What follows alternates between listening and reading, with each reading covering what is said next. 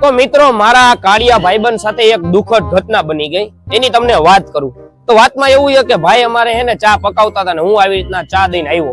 જેવો ચા દઈને આવ્યો ને ઉભો રહ્યો ને તો હળી કાચ તો ચમચો હાથમાં પકડીને મને કે હાલે હાલે જલ્દી ચા પકાવ. મેં કીધું શું થયું? તો કે યાર ટાંકી લીક થઈ ગઈ. મેં કીધું ટાંકી લીક થઈ ગઈ એટલે? મને કે તું ચા પકાવ ને યાર, ઝાડા થઈ ગયા હે. મેં કીધું ઝાડા થઈ ગયા? ઓહો. મેં કીધું ફટાફટ નીકળ, તું ફટાફટ નીકળ.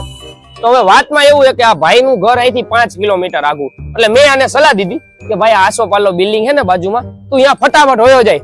એટલે આ ભાઈ હળી કાઢતા ફટાફટ ગયા તો ખરી, પણ હે ને ઉતાવળમાં તમને ખબર ઉતાવળમાં કામ સારું થાય નહીં, એટલે ભાઈ લોક મારતા ભૂલી ગયા. હવે લોક મારતા ભૂલી ગયા ને જેવા આમ વળ્યા ને તો વેસ્ટર્ન ટોયલેટ.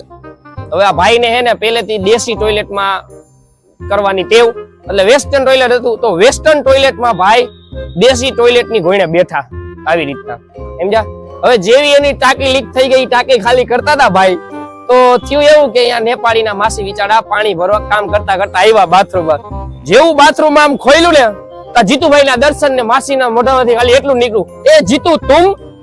અને આ બધી વાતો ભાઈ વાતો કરતા કરતા અહીંયા આવીને મને બધી વાતો કરી કે ભાઈ આવી રીતના ઘટના બની, આમ થયું એમ થયું.